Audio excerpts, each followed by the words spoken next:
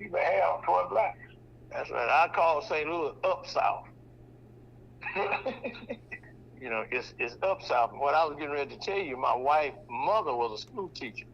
But when she married my wife's father, she could no longer teach in the public school. Why not? That's just the rule they had. It came all the way from Jeff City, DESE, the organization DESE. That was a rule the St. Louis public schools had. And that was the first step in taking the black man out of the household. Okay. Let's back up, okay. I never heard about this rule, okay, that teachers could not be teachers. If they were married, I'm talking about black teachers. Black women could not remain a teacher if they got married. What was the philosophy behind that? Well, I guess, I never had nobody tell me the philosophy. It was something that, came to mind, was that they was denying the process of a black family. Denying the process of a black family. Now, okay, when our people was on welfare, they started, a woman couldn't get welfare unless the black man was out of the house. You remember that one, right? Oh, yeah. The destruction of the black family just didn't happen hocus pocus, alakazam. It was a process. It was a process, okay? And here at Muhammad Mosque number 20 and in the Nation of Islam, we promote marriages. We got to get back to that, marriage, because that's the very basic rudiment of a community or a society. You see what I'm saying? Yeah. So, let's look at the other institution that fosters a healthy community. First of all, we have to understand that the institution that really fostered our community back then was the black church. You see, out of the black church, which is a major institution within itself, religion is a major institution. Out of that major institution, which is religion or the belief in God or the spirituality, it promoted marriage, which is the basic foundation of a community or society. Now, out of religion comes other institutions.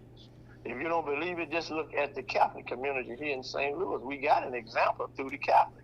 That's why the Muhammad told us to study. I'm not talking about the theology, okay? I'm not dealing with that, but I'm looking at it from a sociological perspective, all right? From there comes education. Mm-hmm. And back where I came from, brother, now a person can graduate from high school, can't read. But back in the day, in first, second, and third grade, we had to learn how to read. And the teacher did not allow you to use your finger pointing at the word. You had to read it. Put your eyes on the page and read.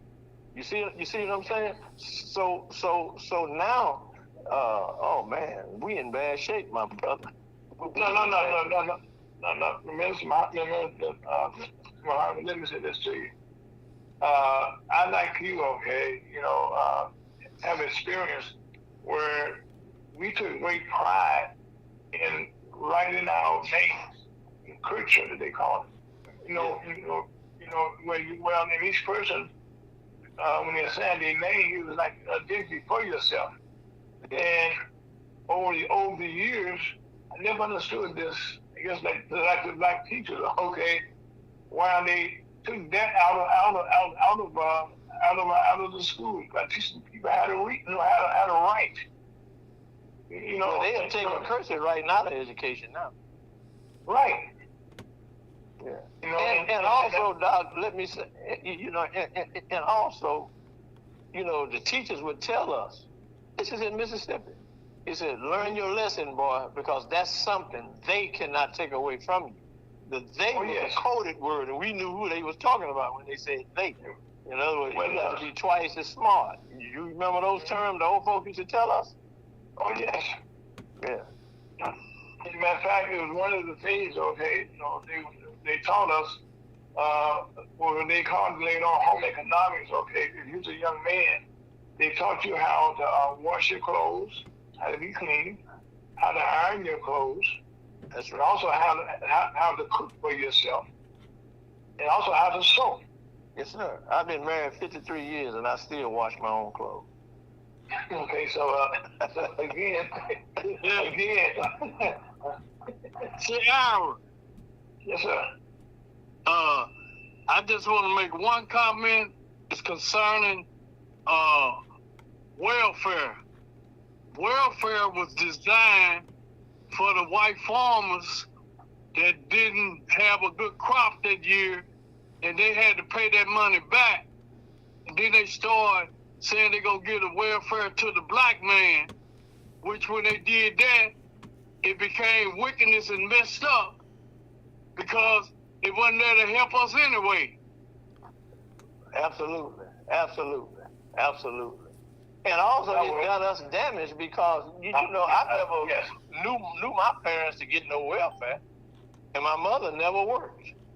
You know, that meant that Daddy went out and made a living. We worked for everything. Amen. Yeah. So that's the way I feel right now. And look, man, do you know that there are businesses out here that's begging people to work? Oh yes.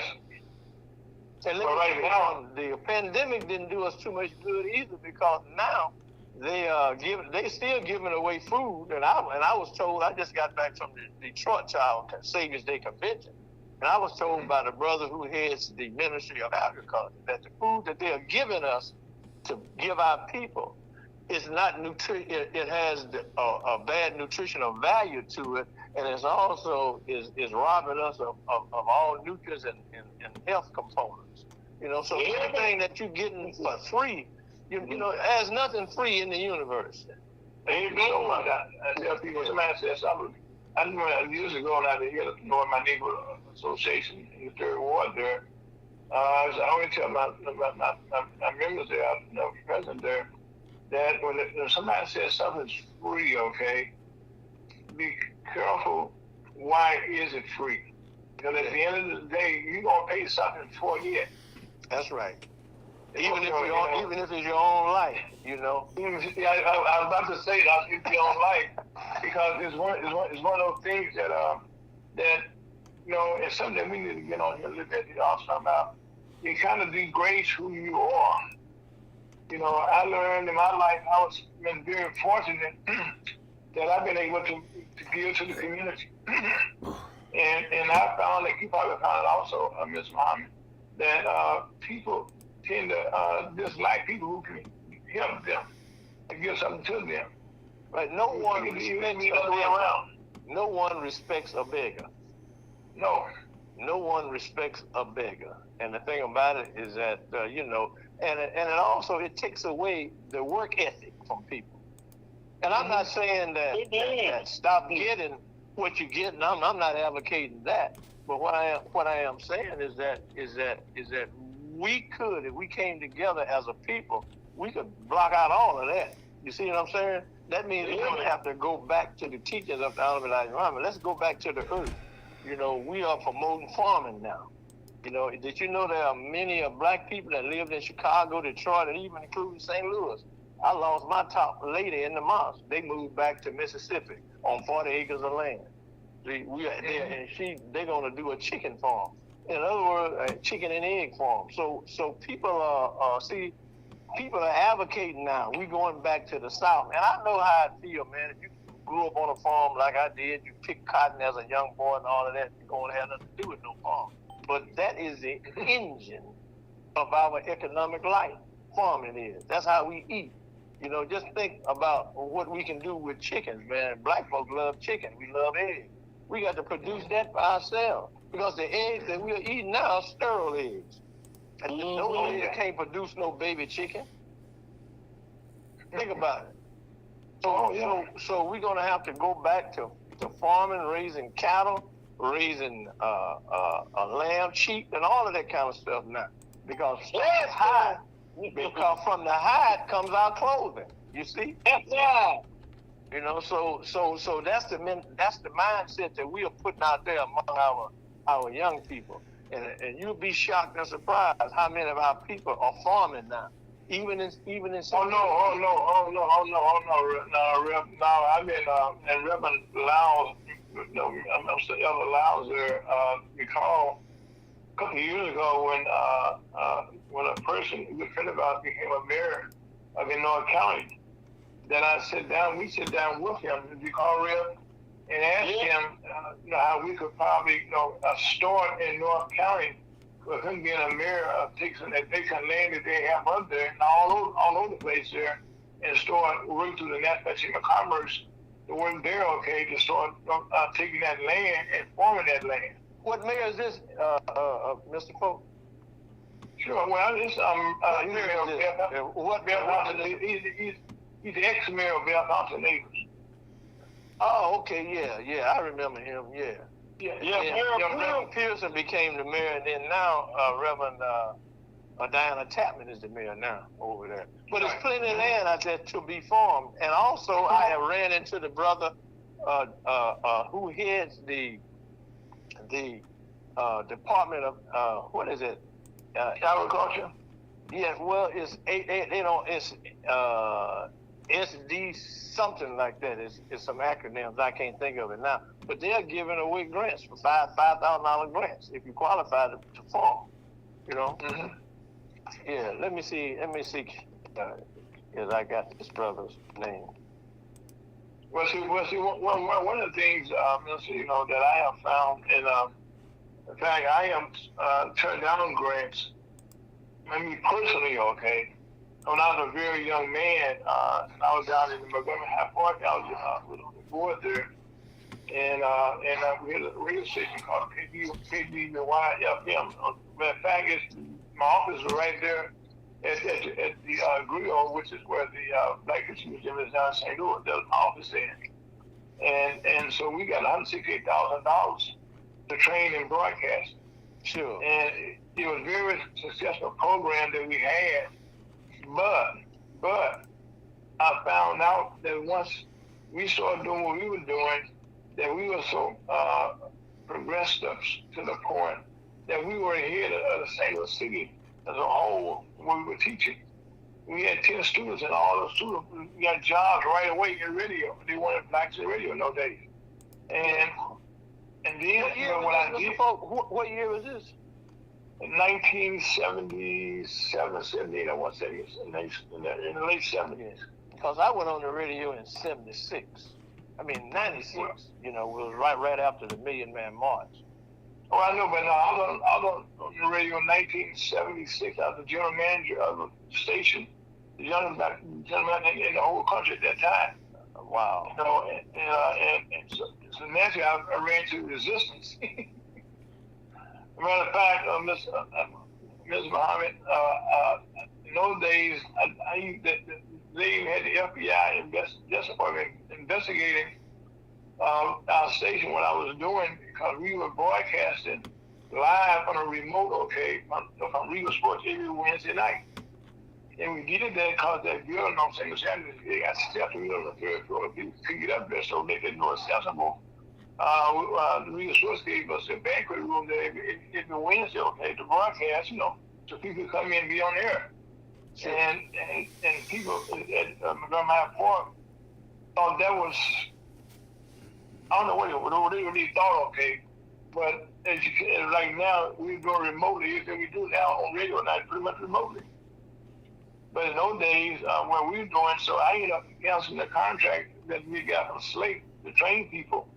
Because I found that we were training their people, we were supposed to be, they were giving us some money, My financial person was over there 4 days a week. Because even our job, his job with us, undone. And we had all types of things going against us, people still not equipment and stuff. Because again, they didn't want us to get ahead. Yeah, well, I'm not surprised. I am truly. As a matter of fact, I sent back almost $80,000 to the city, and saying I didn't want your money because when you give me those grants, they want to run your business for you. Oh, well, there's always stipulations to those grants. Oh my God, yes. There's stipulations, and if you don't run it the way the stipulations are, you're going to end up in the federal penitentiary, man. Right, there you go. And so at some point I try to tell people, when you get a grant, well, I know you know this. Well, I'm gonna say it anyway. And God bless a child that has his own. How many times have you heard that? Oh, many times. That's right. You know, and so that's why, you know, as I look at things, you know, and I'm still been blessed now to still be in the business on internet radio, you know, and work with Brother Scott here with him and Rebel Laos and the team we put together here, that we use our own monies and stuff right now to do what we're doing. Yeah. We're not asking. Okay, so we're not asking, you know, for a handout to allow us to be able to have the show with you, okay? You come on and speak freely all you want to speak, okay, about what's going on in our community. Yes. You know, and I do mean speak freely. Well, I thank you for that, my brother. I really do. I was just going to tell you, I said, you know, we have 2 big lots over in Walnut Park that we farm on. I have a sister, Sister Tasha Muhammad. She is the Ministry of Agriculture for the mosque. And we have several believers that has farms as well. One in Greenville, Illinois, and one out there near Kingdom City, Missouri. You know, so we are still developing. You know, the thing about it, never stand still. You got to continue to move. Yeah, man. Yeah. Well, Minister, this past August, the NASDAQ Chamber of Commerce and the National Business League came together as a one. And we had a conference in Atlanta, Georgia, where we had about 1,500 black people from around the world that came in. And our foundation is that, you know, the National Business League is kind of comprised of business, working with corporate, the top Fortune 500, and getting blacks into that level of business. But the National Chamber of Commerce, our strong suit is that we work with cities, you know, and with people, individual blacks who are entrepreneurs, where we're trying to help them start a business, grow their business, at the same time maintain their business, and find other ways they can continue doing that. And we found that working with the family in Africa, that because they have over there, they have all the resources. One of the things, let me say this also, if you don't mind, Minister. Africa has everything that the world wants. I mean, that's why they're fighting right now over there, because resources, gold, uranium, all the things that our cell phone, all the things we're using nowadays come from Africa. Yeah, but it's still in control of others other than Africa. Thank you very much. And over there, they still right now, even the war this charade, I'm gonna call it, that guy going right on that now who's trying to stay out of jail, you know, by creating this war. Because it's been a proven philosophy through history that when the president is a president, if they go to war, okay, he can stay in office because they don't want to change presidents. Yeah, let me give you let me say something about this. If you would go on NOI.org and listen to the message that Minister Farrakhan gave for nearly 3 hours in Detroit, Michigan last Sunday. If you could do that, and I'm saying that to the listening audience, NOI.org. We said it 3 times here. Yes, I said it 3 times. NOI.org. That's NOI.org. And that would be the message that the Honorable Minister Louis Farrakhan gave to the world last Sunday, which was February the 25th. And I'm asking. Matter of fact, I'm begging, especially my people, to go on there and listen to that message that Minister Farrakhan gave. Yes. Okay, give us some of the high points, if you don't mind. Well, the message was concerning what does the Messiah and the Christ say about the war in the Middle East. That was the message that was given. Okay, and the thing about it is that he went into it from a scriptural perspective as well. You know. Okay. Yeah. What does God, Allah, the great Mahdi, the great Messiah, have to say about the war in the Middle East? And I'm going to send you some information too, Mr. Folk, about that I have been receiving myself, and I want to share it as well. But that would be the main thing. I would love for the audience, to you and the audience, to go look at that, and then do an analysis on it, okay? And then you can call me back if you disagree. I ain't gonna get mad at you. No. Well, see, Mr. Muhammad, that's the thing I tell people. Scott knows that. Real knows. Well, anyway, just I was back out to the radio. I was on KTZ. I was on all the stations going back, okay, for years. And I always told people, if I make a mistake, you already know this, if I go in there and somebody find out that I lied, okay, they're going to call me out. Yes. And since 2015, we called our own self out a couple of years ago. We were saying the station was located in Ferguson, Missouri. We lived at the church there with Pastor Peterson Church. Yeah. And I was corrected by one of the ladies that was on one of our guests. And she ran for councilwoman there, and she won. Matter of fact, we had to win. She said, Mr. Folks, you're wrong, okay? The station is not in Ferguson, Missouri. It's in unincorporated Missouri. It is. And so I went on the air, and we've been saying it for years. I think I made a mistake. Yeah, you had the radio station in the school, right? Mm-hmm. No, well, there we had it at the church has. That's right, because someone invited me to come on their program. Right. I can't remember who it was. Well, I got started there. When we were trying to get the station going.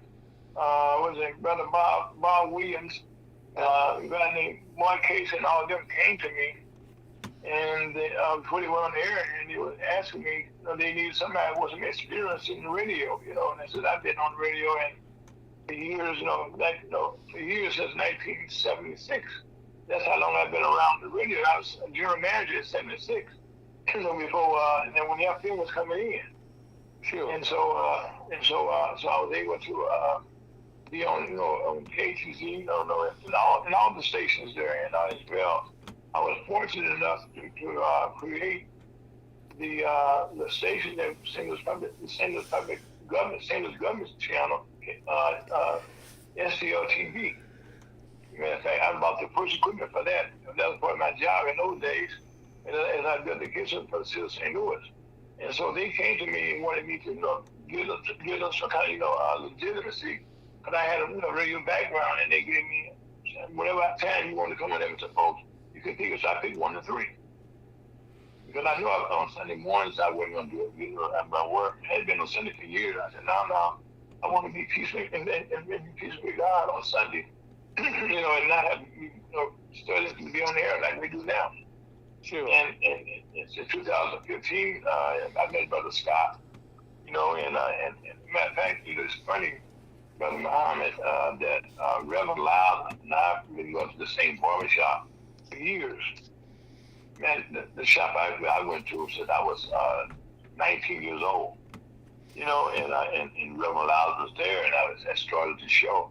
And I looked at somebody who could do a prayer for us, that they could actually pray before our program, not a word. This is like a church service. We open up with a little music, okay, do an introduction, then we do prayer. And then we do a little back and bulletin about what's going on in our communities. Then we have a guest speaker, like you are today. And they record it, you bring the message and teach what people don't know. And so consequently, I met Reverend Lyles in. And since that time, we become some best friends, family, along with Scott.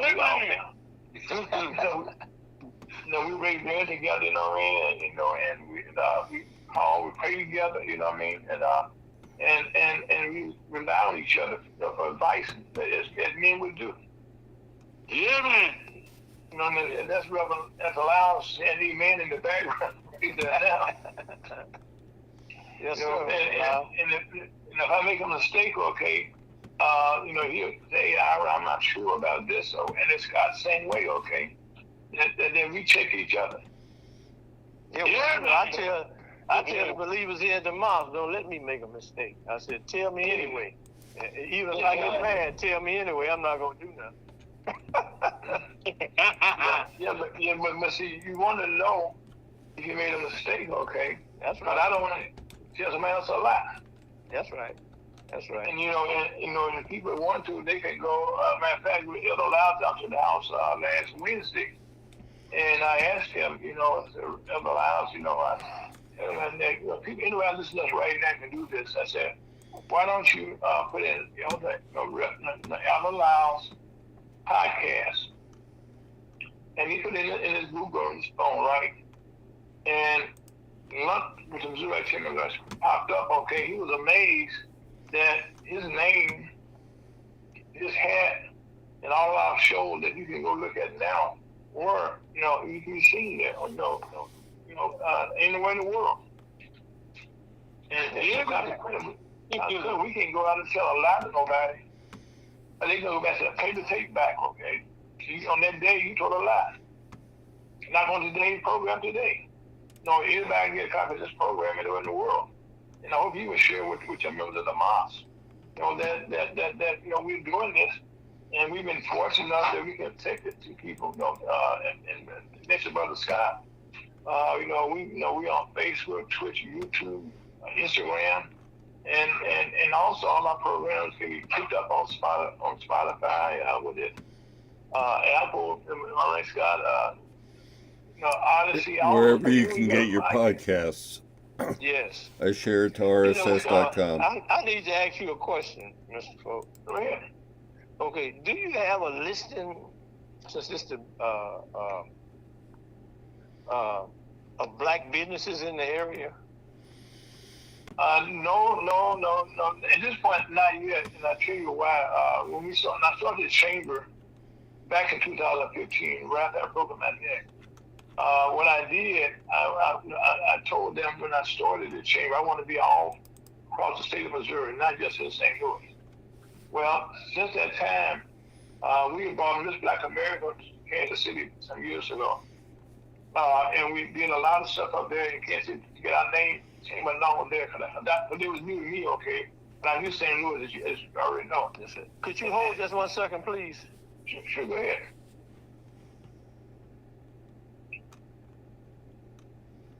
Reverend Lyles, this man that can say, he's been thinking cotton on, he knows what a man's man needs to do. Yes, sir. I'm still here, bro. Okay. Yeah. Well, he's probably got a call, but he's gonna call me. You can hold on to him, but I think one of the things I'm very sorry, Mr. Folk. I'm very sorry. That's okay. That I was saying that one of the things that you and I and I think I know Scott and all of us here, that me and we all married, and we all know, okay. Now something I'm not sure you're aware of, but starting on the 1st, okay, this is Women History Month. Did you know that? No, sir. Well, this started back in 1982, and right now, this is History Month for women. Now, and I raise it again to you, okay, because one of the things that they're attacking black folks for right now is a thing called DEI. They think that's a bad thing, okay? Well, in the motto of the goal of all women, not like all women right now, they change this around. They call it equity, diversity, and inclusion. Now, that's DEI the same way, but they just change it around. And, yes, the equity, the diversity, and inclusion. DEI means diversity, equity, and inclusion. Yes. And that's what we all want as a people. Now, see, as a people, anybody wants to be treated fairly. Anybody wants to be included in what's going on. We all want to be treated equally. Yeah, man. Yes. No matter who you are, no matter where you go. Yeah, I need to understand why it's such a fight, okay, for us to ask for, I can't remember like you did, Ms. Muhammad, where they had black, they had white, and color water fountains. Yeah, Well, but now they put this organization for black women, right? Yeah. I wonder who. No, not black women. National Women History. No, Women History Month. Women, all women. Yeah, but you can't separate not women from men. You can't separate men from women. Come on. Yeah, because you know that right there is a separation to me. It is. When you emphasize one over the other, et cetera, because there's no such thing as woman's black history or man's black history. It's black history. You know, Right, and then right now we have to be very careful that we, don't be components of that, because that's Satan's idea of divide and conquer us. You know. Thank you, sir. But right now they're saying Women History Month. Women, and that's why. So it includes all women, right? All women. Those are all women. And I wouldn't advocate that at all. I just wouldn't advocate that, simply because is how are we gonna put white woman's history and include it in black history? They've already taken some of our progress that we made in the '60s and applied it to the white woman, woman's liberation. They stole that from our struggles in civil rights. But then now the gays and lesbians and them people are, and I'm not downing nobody, but they have to use the same struggle we use in the civil rights movement to benefit themselves. It's the third world. They're the third world. The LBQG is the third world because they're abomination to Allah, my God, your God, whoever. There's an abomination. These LBQ. Well, I'm not a gay basher, but the fun about it is that whatever gonna happen to them, that's gonna be up to God. So I'm not gonna waste my energy, trying to tell them where they're going and what they're gonna be. I'm just telling you, because number one, that's not my job. That's beyond my pay record. But I believe in Scripture, a man and a woman being together. Now that's where I'm at. I'm not going to take my time and explain and try to what they call it judge nobody else. I just preach the Scripture. That's what I preach. Then they can take it and leave it alone. And we all probably got gay people in our families. But you remember the part of the Scripture where it said these gay came in here? It's how you look at what they talking about as gay. Okay. Well, you use words. That's a whole subject within itself. Yes, sir. Yes, sir. That's a subject within itself. Now, I want to get back to asking Mr. Folks this question about listing of black businesses, because I know that I know that with these municipalities, public schools, and other private businesses and everything, they have bid requests.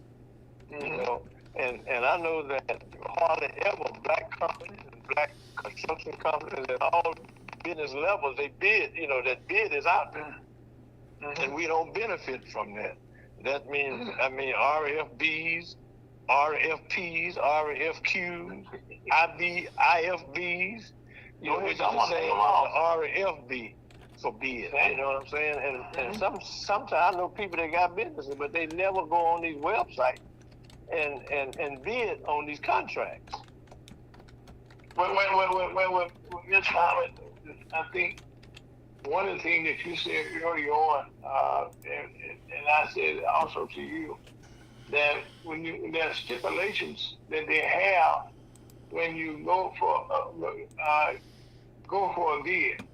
Now, as it stands right now, because of black efforts, including my efforts, I have worked very hard, even in my own self in another life. Whereas they have rules. Like even here in St. Louis, they have a set aside of 25% for blacks. I think it's 10% for women. Now, most recently, one of our members, who does broadband, and right now, I mentioned earlier, we were working across the state of Missouri. We're in Haytown, Missouri, which is the poorest county of city, Promiscuous County is the poorest county in Missouri, probably in the whole world. Well, we're down there now as we have this context of view. Well, we're in the process now of building affordable housing complex, about 28 units. We're building a laundromat. We're building a grocery store, and also some commercial space. Now, since we started that project, one of our members came down to Haytown, Missouri, and started a business and training center there in broadband communication.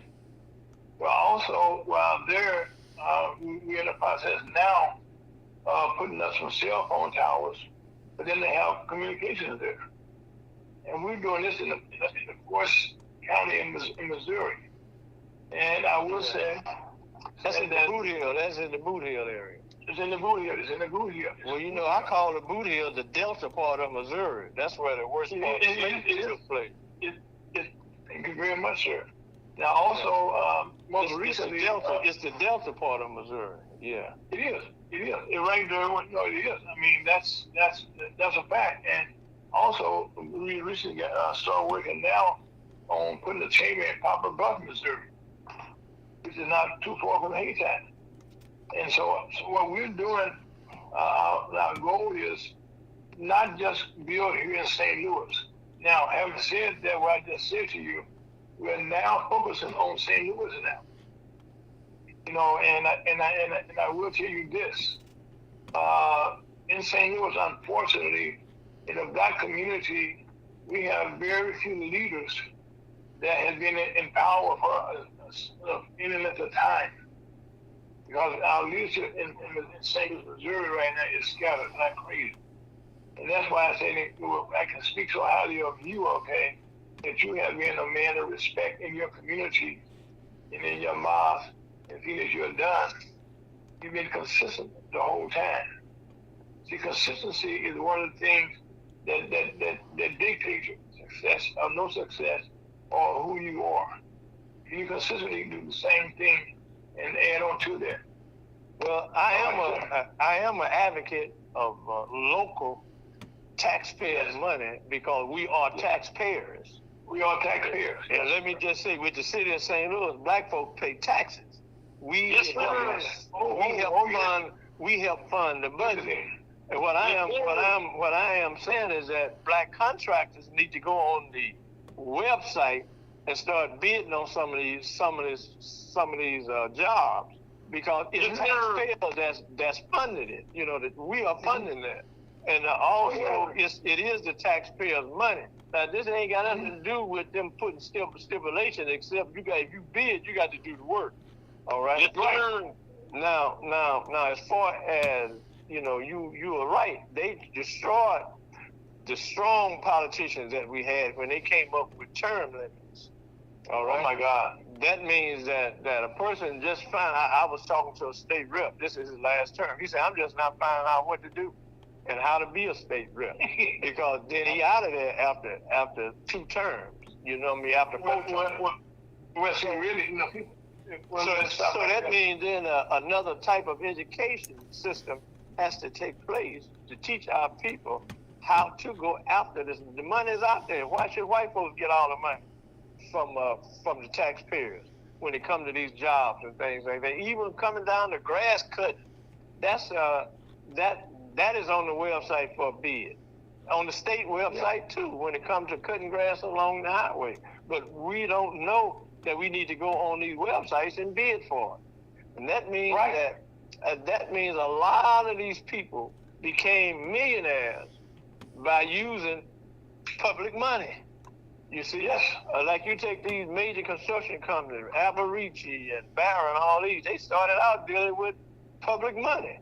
Then they went Yes, sir. they started out dealing with taxpayers' money. Then they went private. You see what I'm saying? And they grew their business. Also, to teach our people who develop businesses how the business will continue after they are dead and gone. In other words, like you take Anheuser-Busch, all of them dead and gone, but Anheuser-Busch family still got 49% of the business. Like you take Alberici and Barron, these major construction companies. Those who started the construction company ain't around no more. But they set it up. Legacy. Well, yes, sir. It is a legacy. You're totally right. But my point I'm making is that you got to set up your board properly. And you got to set up the percentages that's going to go directly to your family based on profits. See, I can recall we had some major construction company here in the city of St. Louis. You have the Hemp Hill Boys. You had the down on Dr. King. What was that guy's name? Oh my God. Who was it? But Ted Hudson had the record stores for a while, and he's still got a store now.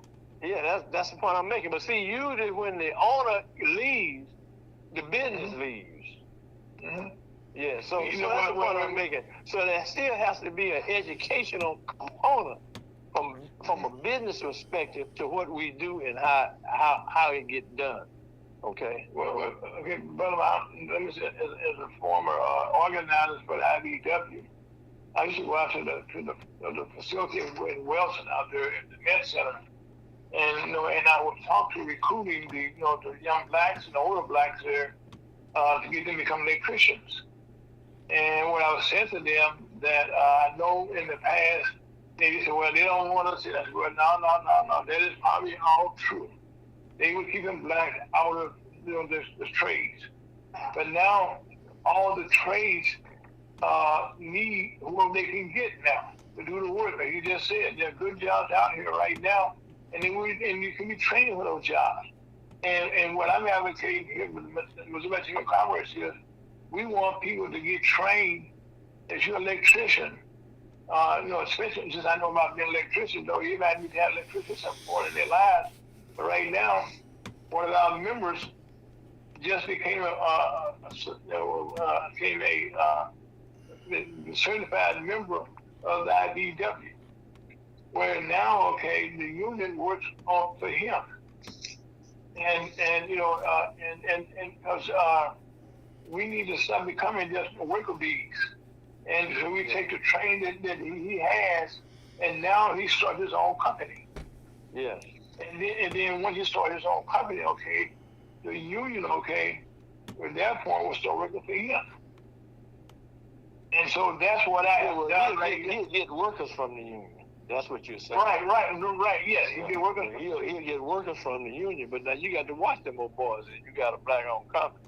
They'll come in and undermine you quick. Extend the job that's for a month, take it on 2 months, and then you ain't gonna make no money. That has happened here in the city of St. Louis. Oh my God! Yeah. You remember this boy that had that paint? Bledsoe had the paint company. He got undermined like that. Oh, the name of the construction company that I was speaking of was Hubbard and Hubbard. Oh yes. Hubbard and Hubbard. Well, and seeing the thing about it is that just doing the work. Yes, that is a step. That is a plateau. But how do you keep the company in your family after you're dead and gone? Well, right now, for your offsprings to develop. And I think setting up a business, and how to set up a business that's going to last throughout the ages, I think that's an area that we need to really learn what to do and how to do. How much longer we got, Mr. Folk? Well, right now, I have my time is your time right now. We have 15 minutes. About 15 minutes left in the show. You can go ahead and ask me some questions before we get off. Okay. Well, one of the things, let's stay on what you're talking about there. One of the problems that I have seen face though is that that which I explained to the people at the Met Center on all these trades. In the old days, an electrician would train his son, and he would go to school and get a good education. But once they did that, Brother Muhammad, they did not want to work. They did not want to be an electrician anymore. They wanted to do something with a computer. They did not want to get down dirty in the dirt all the time. And so I've seen this take place for us. They don't want to, once they get educated, they want to do something different than what their father did. Yeah, I get it, and you are definitely telling the truth, Mr. Folk. But what I am saying is that if I build an electrical company, electrical company, sure, then or a mechanical company. In other words, once I build it, I choose my boards, right? And it's written in the contract that 51% will always go to me. And you understand what I'm saying? So that means then you would choose a president of the board who they all has to be business orientated in order to maintain contractual agreements out here. Yeah, that's the point I'm making. Because you are right, most children don't want to follow in the footsteps. But if there's enough money in the business, then they will follow the footsteps of the parents. But they could just be a board member or a watchman. You know what I mean? They don't have to definitely be a worker per se. Well, all right, no. Right now, see, the management skills allow you, like in the case Ed Anheuser-Busch, I always say use the example that been said before us. At Anheuser-Busch, when these kids work in the warehouse in the summertime, I mean, they were janitors. They did all the work, okay, so they could understand how the business was put together and how it operated. And then they came older, and Anheuser-Busch is a good example that, well, when number 3 and number 4, it came along that they ended up selling the company when they got somebody else that was a Bush to leave the company. InBev is what you're talking about, InBev. They took over a hostile. They took over as a hostile entity but at the same time, InBev owned 51%. The Bush family still owned 49%. Oh yes. All right. That's the point I'm trying to make. It's 3 generations dead now, but the family will enjoy that money forever. All right. And that's the point. And that's the point I'm trying to make when I think about construction companies like Bledsoe Painting Company, like Hubbard and Hubbard. Like Hempfield. That's right. So there's a way and a means where those companies will last, where your family entity still will be benefiting from it. But usually what I was saying is that when the original owner is dead, the company just go to waste because we're relying on a family member. We ain't relying on no family member to get that 49%. No. I mean, right now, one of my first cousins, cousin-in-law, when they built, they're doing it right now. When they build these highways in the trucking industry right now, I can't get it right now. The company, Alberici, I guess the Alberici, that's what it is. When they was started about 30, 40 years ago, they brought Mr. Brown in to do the hauling for them. And Mr. Brown in turn brought all his sons in. And then they brought their sons in. And so right now, if any work that would be done on the highways in the state of which you went, they would have a Brown trucking company to do the work for them. And even to this day, one of my first cousins right now, he started his own business, but the Brown business is still in existence, for the family.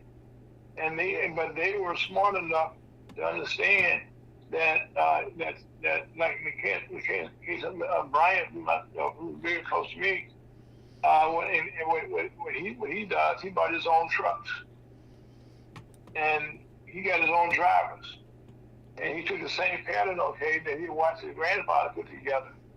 But now, having said that, the company still has the Brown Construction Company, the trucking business, and they have majority ownership in the company. And so I'm fully aware, but what I'm trying to do with the Missouri Chamber of Commerce is get that into people's mind that this is how you should do. And the Bible tells you pay wealth goes to generation and generation to generation. It don't say, give me some money, it said, give me some wealth. And show me how I can go out and make some money that I can pass it on to my generation. I think we're on the same page, Mr. Pope. Oh, no, well, we're going to be getting together, Mr. Muhammad, because I've been trying here for the last 4 years, talking to different groups here. And Real has been with me in most of these meetings, right, Real? Yes, sir. And I knock on the doors, and like even Kansas County, the county exec, we met with him. And right now, we go to him right now, face to face. He's been on our program many times, a couple of times, I should say. And we can give people contracts now in the county.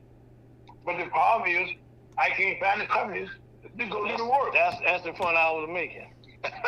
Right. Yep. That's the point I was making, Doc. And the thing about it is that means that the first work has to be done, and that is a work of resurrection of our people. This world here has dumbed down our people. As a matter of fact, not only our people, but this world has dumbed down others too. That's to ensure that they will continue to rule. They don't want smart people around. Well, also it goes back to the stimulus check that came out, and it had people sitting at home. Prior to the pandemic, the jobs that are being created now may you half of what they were prior to the pandemic. That's why we watch what the UAW is doing now, and in fact, more people now are becoming parts of the unions because they want to have some say so about what it is they're in the workplace. Being treated properly. One of the things that I was trained myself by the teachers in another life years ago, okay? And I worked, and they see around the country, different places, the conference or what have you. And all we advocate was that if I'm negotiating with you, I won't talk to nobody less than the vice president. Somebody at the top. If somebody got to leave the room to give an answer, we negotiating right now, me and you should have a conversation. And we agree to a deal, right? But you got to go outside the room and come back and tell me yes or no. Well, you have no control. You got a boss to talk to. I want to talk to the man in charge. Many years ago, Muhammad, when the banks first came out with the, when they had, invest their money back into the community, at that time I was the chairman of the board of Northside Preservation. And at that time, I called a meeting of all the bankers in St. Louis, Missouri, in St. Louis, okay, St. Louis County, all the banks right now that I'm gone now. And in the meeting, maybe 15 people, 20 people showed up. And nobody was coming up with less than a vice president. You don't have to know that level. But they didn't have a science idea what it meant about Community Reinvestment Act. What is that? That's where you invest your money back into the community that you're getting it from. And even to this day, they have problems still doing that now. When the banks got our money, that's sure it's private, okay, but it's my money or your money that's keeping that bank in existence. And they will also reinvest back in our community. And that's why I look at North St. Louis. We don't have no banks in North St. Louis. We ain't got nothing in North St. Louis. Yes, sir. Let's be honest about it. Matter of fact, I was able to develop on Deal 1 Vanderbilt, those nice homes down there. I built all those. And I didn't, with the kid, I said, Mike, we didn't get no subsidy. And we went back to all $5, okay, to do that. And my wife and my husband sold all our homes, okay. In those days, a company called Pyramid Construction. Well, Pyramid worked for me. He was Yeah. And John said, well, he couldn't believe it. I said, no. I said, they work for our company. No, we're their boss. And people had a hard time recognizing that. And that's why we're going to build maybe 25 houses. Because it's like every house we built, it's like really when I was down, a guy named Darryl Rusak. And we would go around and around because he said that he did not believe that houses should have big lots. Whereas those houses that we built had 150 feet lots on the front. Because people wanted space. They didn't want a house where I'm about 4 minutes out there, so you can live next door. You know what I'm saying? Yes, sir. I got you. It's a little house we built. My wife and Mike saw all the houses they were sold before they were built. Less than 5 minutes, folks. Okay, thank you. So that's why I said, no, I know I've been there, done that, and that's why now I'm trying to, I'm going to work with you already on the air. I tell no lie. We're going to get together. And you know something, Mr. Muhammad, if you look around in St. Louis, Missouri, the majority of the people that are doing things that's positive in our community were not born in St. Louis or raised in St. Louis. Have you noticed that? Now say that again, Mr. Folk.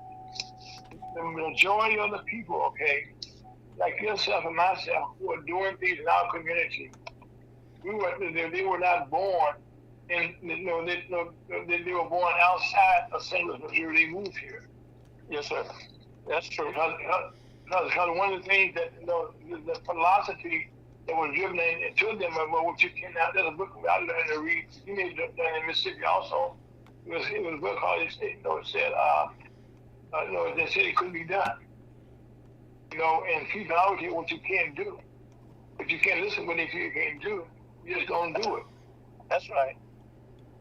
And like now, our show here we've been doing this since 2015. People told me, you can't do this, you can't do that. Well, I don't listen to that stuff. I don't tell them real that no, we don't listen. We know that if God gave us air and breath in our body, we can do what we want to do. Yeah, there's no such word as can't in your vocabulary.